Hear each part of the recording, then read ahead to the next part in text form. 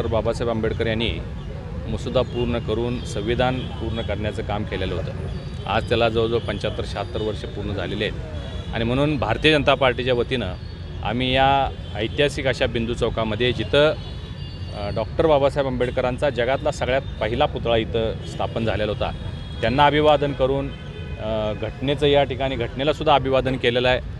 घटनेचं संविधानाचं वाचन आम्ही केलेलं आहे आणि हे समाजामध्ये रुजवण्यासाठी काम भारतीय जनता पार्टीच्या वतीने करण्याचा आमचा प्रयत्न आहे।